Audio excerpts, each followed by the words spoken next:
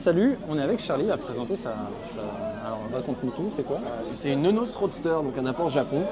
C'est une édition un peu spéciale. Que du coup j'ai tout modifié en fait. D'accord.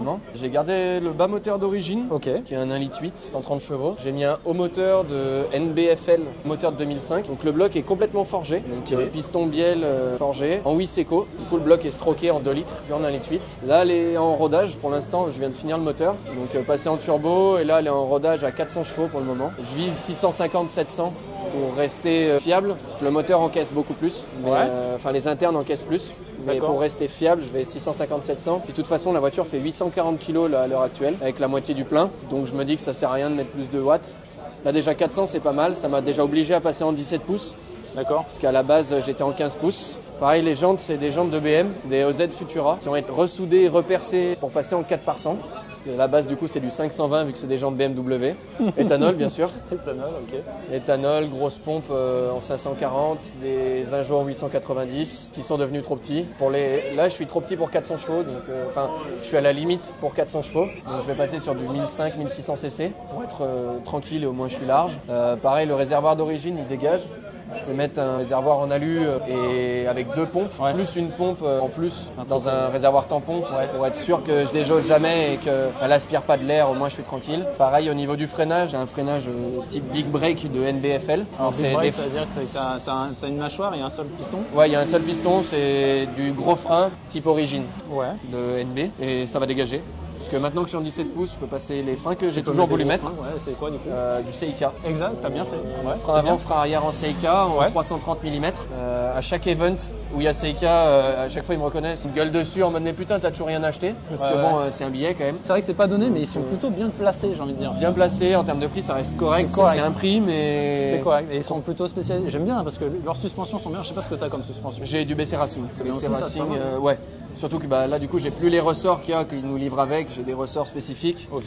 Parce que j'ai fait ma répartition des masses. Ouais, et puis il y a les légères, etc. Voilà, qui est pas le moteur à l'avant. Super bonne, c'est pour ça que le radiateur va aller dans le coffre. Équilibrer un petit peu. Un équilibrage le plus 50-50 possible. Ouais, ça va être pas mal. Ouais, parce que tu as quand même ton moteur, si on remarque bien, il est quand même en centrale avant. Il est en centrale avant, exactement. C'est ça. Il est en pile poil sur le berceau avant. Et la boîte de vitesse fait la moitié de la bagnole. Voilà. Il arrive jusque... À peu près...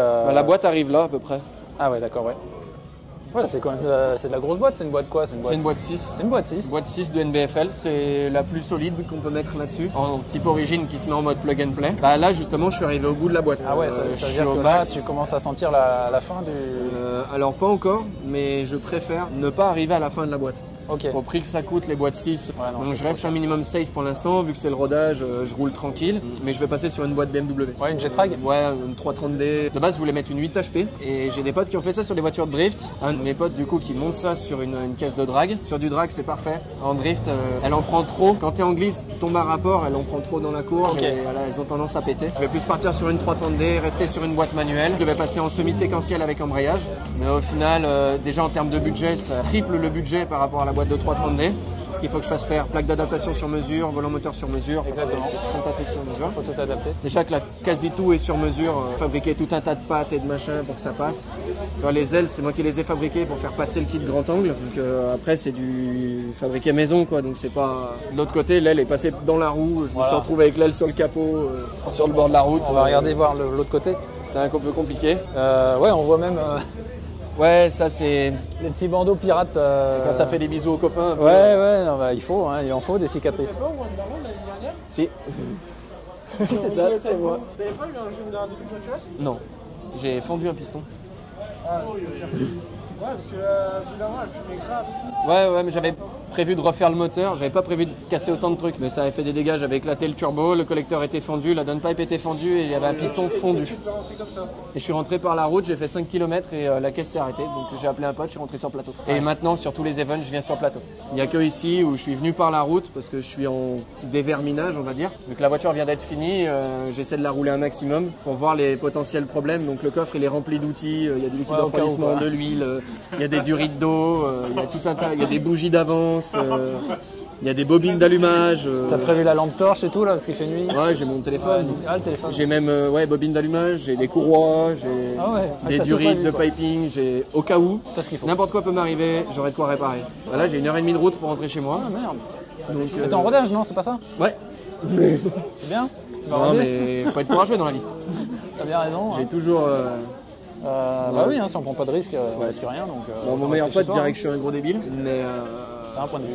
Bah, tout ce que je fais, il dit que je suis un gros débile. Qui tente rien à rien, je veux dire. Après, elle est pas forcément mieux, mais... On se faire tous insulter de gros débile, et puis au jour où ça marche, et en fait, on va dire, ah ben en fait, t'es un génie. C'est ça. Au final, avec mon ancienne prépa qui était à 350 chevaux, avec des pistons d'origine et des bielles Max Speeding Rod, j'ai quand même fait 17 000 km. Ah ouais? En roulant 350 chevaux, en lui en mettant plein la tronche tout le temps. Mode voiture de drift quoi. Et là ouais, il va y avoir encore beaucoup de changements sur la voiture. Nouveau collecteur sur mesure avec wastegate externe, turbo plus gros. Ouais, parce que là, je sais pas, je vois que c'est un petit peu... C'est d'origine le... Non, c'est un collecteur Malian. Ouais, parce qu'il est un petit peu bricolé, non? Ouais. Je l'ai ressoudé 14 fois. 14 fois quand même. Ah oui, ça commence à faire. 14 fois, et à la base je faisais ça bien. Je demandais à un pote qui est soudeur de me faire ça bien propre au TIG et tout, c'était magnifique. Il restait toujours très beau. Et puis un jour il a refendu, j'en ai juste eu marre et j'ai fait ça avec le poste à souder de papy à la baguette, avec les baguettes de papy. Et j'ai fait des gros pansements dégueulasses, donc ça fait des gros tas, mais ça fuit plus.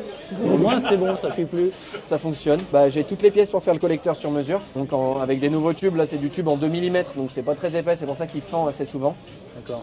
Et là je vais passer sur du tube en 3,2 d'épais, donc beaucoup plus épais. C'est ce qu'on peut trouver de plus épais dans ce diamètre-là. Moi ce sera solide, wastegate externe qui sortira par le capot. J'ai rajouté tout un tas de silencieux Simmons dessus parce qu'elle fait beaucoup trop de bruit. D'accord. C'est infernal. Là elle est en 2 litres. 2 litres, ouais. D'origine 1,8 litre. C'est ça. Et là elle est passée en 2 litres. 2 litres, et là actuellement elle a combien de chevaux? 400? 400. 400 pour le rodage et j'espère 650, 700 début d'année prochaine. T'as 2 litres, 400 ouais, 2 litres, 400 chevaux quand même. C'est pas mal.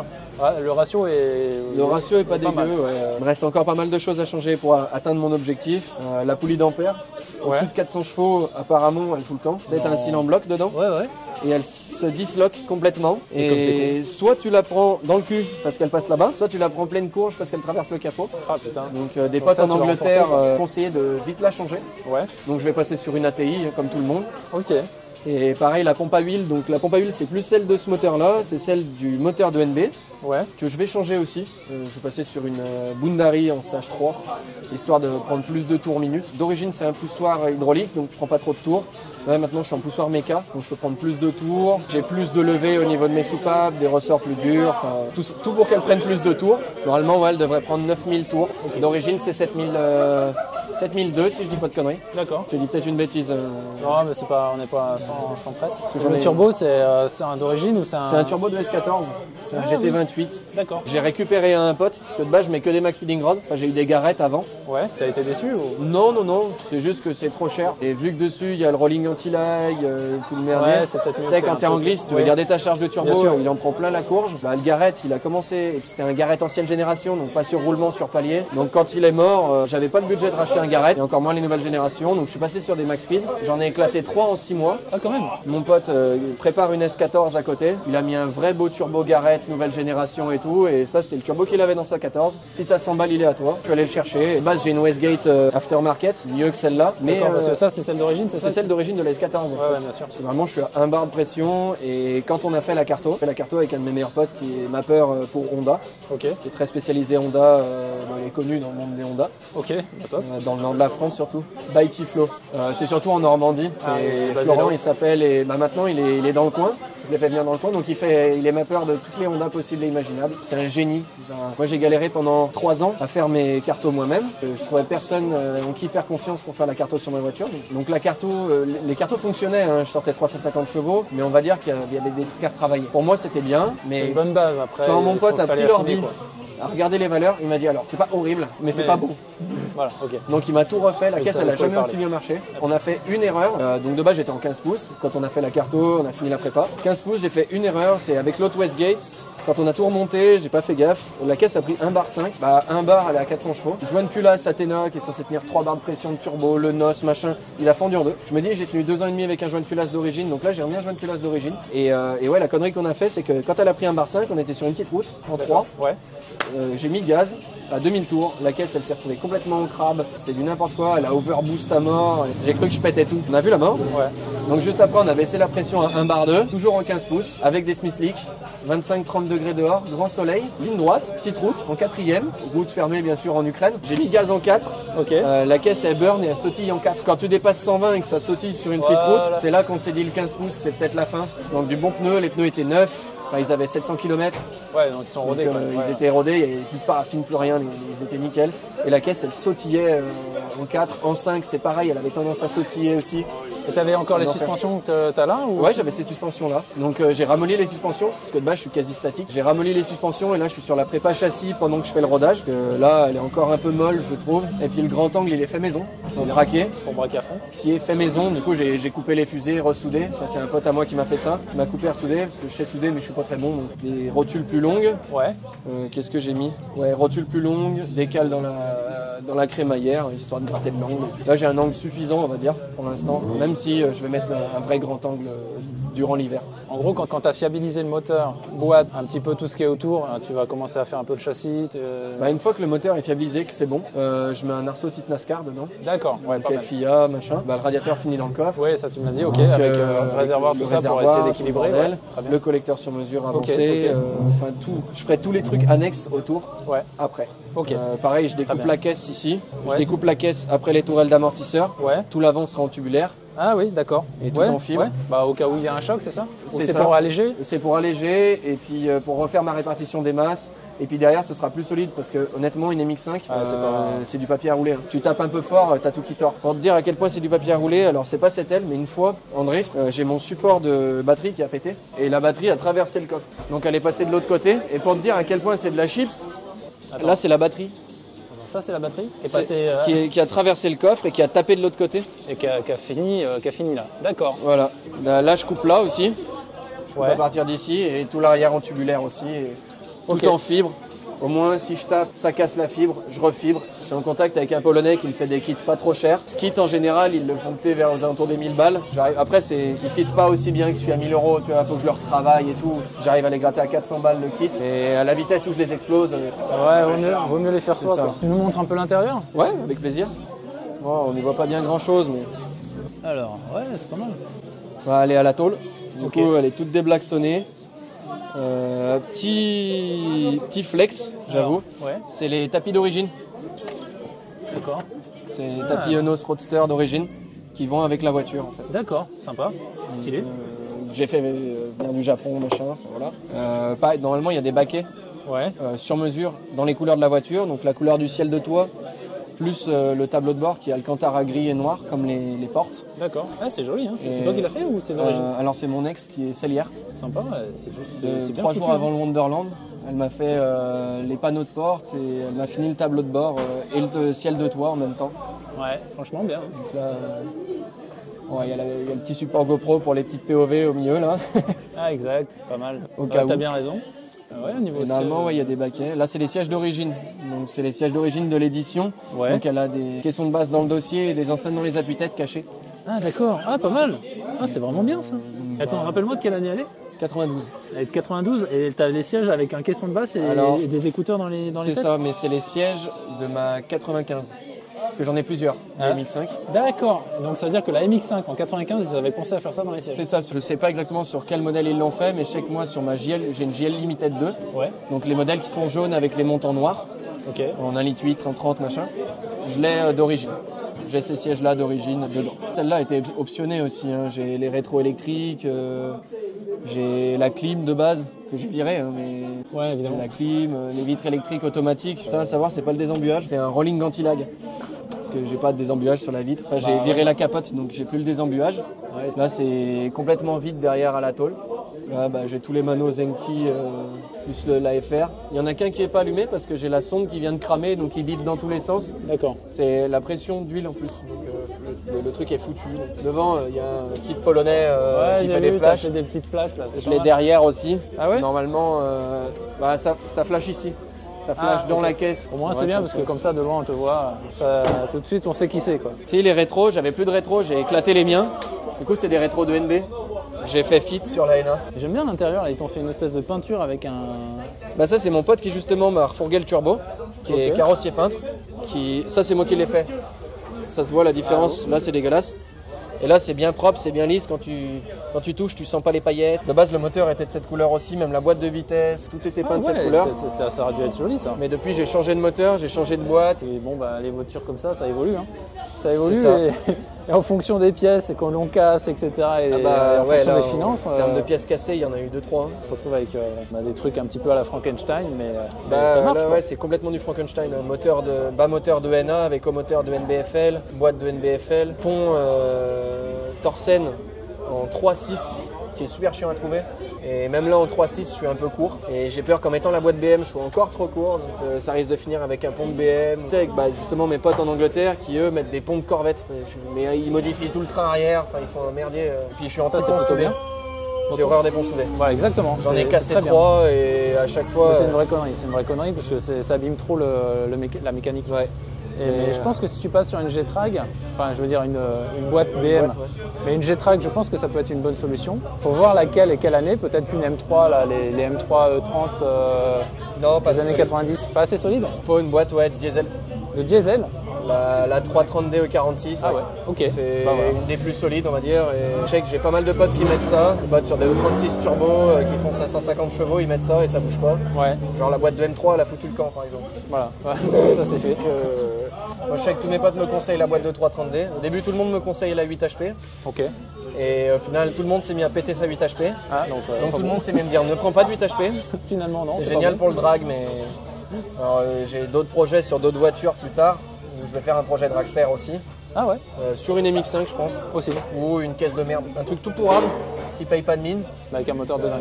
Avec un moteur de MX5. Je connais par cœur. De quoi remonter à peu près 3 MX5 dans mon garage. J'ai des kits turbo de MX5, j'ai tout un tas de pièces. Des trains avant, des trains arrière, des freins, des boîtes. C'est un enfer. Des faisceaux, des intérieurs, j'en ai 3. J'ai de quoi remonter des MX5, donc je me dis peut-être une 323 qui ont des bases moteurs de MX5. Je me dis je peux faire un schmilblick, essayer de sortir 500-600 chevaux d'une 323 en 4 roues et faire du drag avec ça. Rappelle-moi dans quoi tu travailles. Je suis mécanicien, mécanicien. Préparateur. Okay. Pour l'instant, je fais plus les voitures des copains ou la voiture du pote de mon pote, machin. Donc je fais les prépas comme ça. Okay. La fin d'année, je fais une prépa turbo sur une J9 pour un ami. Il y a un kit turbo qui traîne dans le garage pour Civic, donc autant en profiter. Et puis on a le mapper qui est arrivé dans le coin, donc autant encore plus en profiter. Je te rappelle, c'est bien ton Instagram. Ouais, c'est ça. Et je précise Hotboy. HOTBOI, ça veut pas dire que je suis un mec chaud. Parce qu'on l'a déjà dit plein de fois. Hotboy. C'est un mood en gros de drifter avec des potes en Angleterre. Ok. Pour petite caisse, à la base petite caisse, petite puissance, on drift et on s'amuse avec des caisses très basses, très petites et pas puissantes. Au final on a tous craqué, on a tous au moins 300 chevaux maintenant, dans des MX5, des E36, des... En fait ça marche quoi, et ça pèse rien quoi. 840 kg. 840. J'allais dire 900 mais 840 kg. 840 avec la moitié du poids. Après elle va prendre beaucoup de poids hein, avec l'Arceau NASCAR, elle va prendre 150 kg. Ouais, mais bon, ça, après j'enlève au moins 60 kg de l'Arceau actuel. Bah il est en acier, mais il descend bas et c'est une enclume ce truc. Ouais c'est une enclume, celui que tu auras il sera plus... Celui que j'aurai il sera plus lourd. Léger, non plus lourd. Enfin il sera plus lourd parce que du coup il fait le derrière du tableau de bord, bien sûr. Il descend en bas au pédalier, il va jusqu'au tourelle arrière, la partie tôle un peu pas très solide. Ouais. Et vu que je vais tout découper et mettre du tube aussi, ça va aussi alourdir. J'ai beaucoup roulé sur mouillé. Ouais.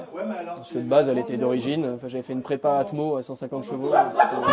C'était bien, hein, mais c'était pas non plus fulgurant. Sur le mouillé, ça suffisait, mais dès qu'il fallait glisser sur sec, c'était un enfer. D'accord. Je passais mon temps à faire l'embrayage là. Ouais, mon pauvre embrayage, il a dégusté. Du coup, j'étais sur du 15 pouces, des jantes en magnésium et tout qui allait bien, un peu large et tout, ça allait super. Magnésium quand même. Mais maintenant, avec les puissances, ça passe plus. J'ai essayé de gonfler mes pneus à 4 barres, machin. Mais... T'as fait plein de trucs quoi. Au bout d'un moment, je suis arrivé au bout, sur sec, ça voulait plus. Et puis après, j'ai mis des chevaux, donc j'avais plus aucun grip. Donc j'ai mis du Smithlick. Ouais. J'ai préparé le châssis pour chercher le grip. Derrière, je suis en uniball et réglable. Ok. Pour être à 0 degré, les roues arrière, pour avoir le grip maximal. Parce que de base, elle est vraiment stance comme ça, et pour drifter, c'était pas agréable. Là, j'ai cherché le grip à mort. J'ai rajouté des chevaux. Le grip a redisparu. Ok. Du coup, je suis passé en jantant 17. Et là, c'est pas mes specs drift, c'est les specs stance. Parce que c'est du 9,5 de large avec des pneus en 195-40. Donc c'est du extra tendu. Glisser avec ça, c'est le coup que j'arrache une OZ et j'ai des jantes Cosey Racing qui sont vite fait dans les mêmes specs. Ouais, mais que tu mets juste pour le drift. Voilà, avec des pneus en flanc droit qui sont un peu moins larges, du coup ça passe dans les arches et je laisse que les avants en général. Oh bah c'est top hein. Ça restera dans une vibe stance, drift, à la polonaise. Tu dis à la polonaise, c'est quoi en fait? C'est les Polonais, ils ont tendance à faire ça ou... Ouais, bah, je sais pas si tu connais l'Ultrace. Non, pas trop. Non. En gros, l'Ultrace, c'est un event où. On peut pas dire que ce soit un event de drift, c'est une boucherie, si tu veux. On va dire que ça commence. Les mecs ont des caisses super clean, dans le sol. Ok. Des prépas pas chers. Genre le moteur, il y en a, ils arrivent avec des E36 stock. Ouais. Genre des 325i stock. Des belles jantes et une belle peinture, un beau kit de carrosserie, souvent à la Jap, comme ça, en mode BN Sport ou choses comme ça. D'accord. Ça clignote de partout, ça fait de la lumière de partout et le but c'est de venir se taper. En gros, pour te donner un ordre d'idée, t'as une 4 voies, Ouais. t'arrives fond de cale d'une 4 voies Ok. et t'as un virage à 180 au bout, Ok. en une voie. Ah ok. T'es sur une petite route, tu lances ta caisse, tu finis dans des pavés, en une voie. C'est complètement débile la Ultrace et les mecs viennent avec des caisses à 150 000 balles et ils viennent se tanker là-dedans avec des caisses super propres. Et moi j'adore l'idée. Tu vois, de base elle était propre. L'année dernière elle était beaucoup plus belle en carrosserie. Ouais. Je voulais la faire vraiment en mode polonais, une couleur BMW à la base, donc qui est bien passé. Et c'est le Twilight Purple des M4, donc je voulais faire une belle teinte, machin, un truc bien joli, bien recherché. Au final, maintenant, la peinture, elle ressemble plus à rien, et elle sera repeinte dans l'hiver. Le but, c'est de rester le plus bas possible et de glisser comme ça, à la polonaise. Mettre un aileron, j'hésite encore. Soit le même que la GS derrière, en style 326 Power, soit un aileron type dragster. Un gros truc en alu qui arrive là, tu vois, Genre à plat. Ah ouais, mais le truc... Ah oui, d'accord. Tout plat, Okay. mode dragster qui arrive ici. Ok. J'en ai encore jamais vu sur les MX5, alors je me dis, bon. Par exemple, la R32 de Night Ride, c'est des youtubeurs polonais, et ils ont fait une R32 qui est magnifique. Et ils ont mis un aileron type drag, et je trouve ça génial, ce truc tout droit derrière. Casse la ligne parce que j'ai essayé de casser tous les arrondis de la voiture. Donc l'avant, j'ai à peu près réussi. Ouais. L'arrière, j'ai encore du boulot. Et même le toit, là, va y avoir le béquet de toit. Le L'avant, but, c'est de c'est pas péter mal, tous les l'avant. arrondis. Je vais changer les bas de caisse aussi, parce que là, c'est des Bomex. C'est D'accord. pas ceux qui vont avec le kit, c'est les bas de caisse d'un autre kit carrosserie. Mais de base, de ce kit, c'est juste des trucs tout droits qui descendent dans le sol. T'as l'impression que la caisse est plus basse du coup. Parce que ton objectif, c'était faire du drift en Angleterre? Ouais. C'est Ce serait de faire quand, au ça moins une manche de championnat du drift anglais. C'est pendant la saison, un peu comme en France, un peu comme le championnat. Ouais, au moins de faire une manche pour voir ce que ça donne. Après, je suis pas quelqu'un qui est pour la compétition. Tu vois, je fais pas la course aux chevaux, je fais pas la course à la plus belle voiture. Je fais pas la course au mec qui drift le mieux. Ouais, d'accord.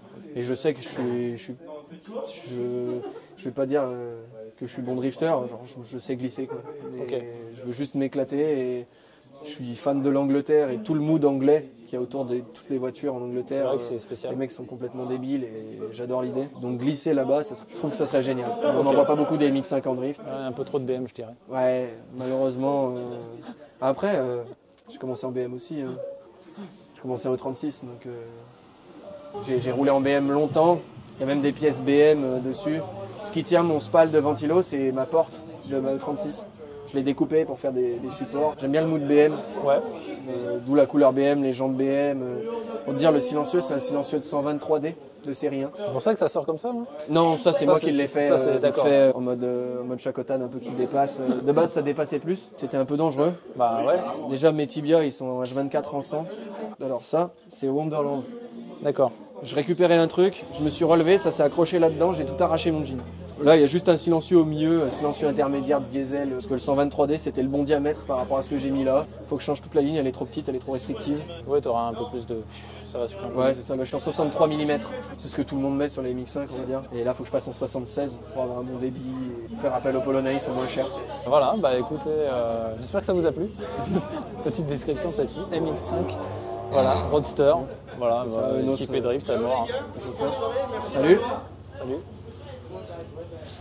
Et puis bah, on essaie de te suivre sur les réseaux, on voit ce que ça donne, et puis bah, j'espère qu'il y a du monde qui vont un peu te suivre aussi, ça serait avec donner plaisir. un peu de force. Pour l'instant, j'ai un copain qui me donne beaucoup de force, à qui je donne de la force aussi, 71 Custom. Je sais pas si tu connais. Pas encore. C'est un bon copain à moi qui fait des montres sur mesure. Incroyable ce qu'il fait. D'accord. En fait, tu lui donnes par exemple une photo de ta voiture, tu discutes avec lui et tout. Ah, j'en ai entendu parler. Et il te fait tout avec. Il te fait l'intérieur de la montre, le cadran, de la cadran, couleur, etc. Et pas que le cadran en fait, c'est tous des détails à l'aérographe et tout, des trucs magnifiques. C'est génial ça. Et des petits détails, mais des trucs que tu te dis mais jamais c'est possible de faire ce détail là. Il le fait et je trouve ça incroyable. Pour ça, j'essaie de donner de la force aux copains, tu vois. Voilà, 71 Custom. Voilà, très bien. Voilà, t'es dit, puis en plus c'est un amour. Lui et sa copine, c'est des gens incroyablement généreux et gentils. Je suis désolé, j'ai fait un peu la pub des copains. Non, mais t'as raison. J'essaye Écoute, c'est peut-être l'intérêt du monde et ça fait parler d'eux, donc c'est bien. Puis il me donne de la force, donc je lui donne de la force. Voilà, c'est donnant-donnant. C'est ça. C'est comme ça que ça joue la vie. Voilà, on a vu aujourd'hui le Rasso, c'était un truc de fou, il y avait peut-être 150, 200 de bagnoles, j'en sais rien. C'est vrai qu'il y avait pas mal de caisses. Je préfère honnêtement faire un événement comme ça, en mode privé, organisé, tu vois, t'es tranquille. J'ai dû discuter avec au moins 100 personnes ce soir de ce qu'il y avait dans mon moteur, machin, des gens qui se posaient des questions sur pourquoi la voiture elle est dans cet état, pourquoi ci, pourquoi ça. Franchement, cet événement était vraiment génial. Toute une histoire. Je sais pas si tu seras là à l'événement. C'est le Drift Magazine qui fait, non? Ouais, non, il m'a invité. En novembre. Je vais essayer d'être là. Je vais essayer d'être là aussi, je pense. Je vais essayer d'être là. J'ai un copain qui roule, donc je verrai. Je passerai peut-être juste en exposant, mais la caisse n'est pas encore au point à mes yeux pour glisser sur circuit, me faire une vraie journée. Ouais, mais c'est un début, c'est pas. Ouais, c'est vrai que c'est peut-être pas fini. Mais... le moteur est de nouveau dedans depuis 15 jours. Donc... Ouais, t'es en rodage. Ouais, je l'ai fini de la nuit, 4h30 du matin, entre le vendredi et le samedi avant le Wonderland. On a pris une douche, on a chargé la voiture sur le plateau et on est parti à l'event. La voiture venait de faire son premier démarrage. Dingue. Donc là, on est vraiment encore sur le tout début, le déverminage et tout ça. Donc, pour l'instant, j'attends de la fiabiliser et finir mon rodage. Là, je lui remettrai plein la courge et la go, on s'amusera. J'ai pas de frein à main. Ah ouais, tu fais. Je drift sans frein à main. Ah ouais, tu fais un coup de. Comment on appelle ça? Un coup de. À l'embrayage ou embrayage, ou choses comme ça. Ou un coup d'axel. Ou un transfert de masse au frein. Ça marche, hein, frein pied gauche, tu vois, je glisse. Là, pour allonger maintenant, je vais remettre un frein à main hydraulique. J'ai toutes les durites dans le coffre et il faut que je mette le frein à main. Puis avec les freins Seika, je mets le frein gros étrier avec les doubles. Ouais, ils ont tout prévu. Donc je vais mettre le frein à main hydraulique. Et ça fait 5 ans que je drift sans. Puis je l'ai goûté sur mon 36 et depuis je veux un frein à main hydraulique. Alors moi j'ai appris sans et je sais que maintenant quand je glisse avec, c'est limite facile, donc c'est génial. On va s'arrêter là. Merci beaucoup, ça a été super instructif et passionné, on sent, ça c'est cool. Et puis ça fait plaisir de parler. Moi il y a un truc, faut pas me parler de ma voiture sinon je m'arrête jamais. Ouais, je vois ça. Il y a un moment, il va falloir que tu me dises de la fermer. Hein. Tu me reprends le micro, tu me dis casse-toi. Hein. Parce que sinon je m'arrête jamais. Allez, c'est bon. En tout cas, j'espère que ça vous a plu à vous aussi. Merci. Ciao les gars. Ciao.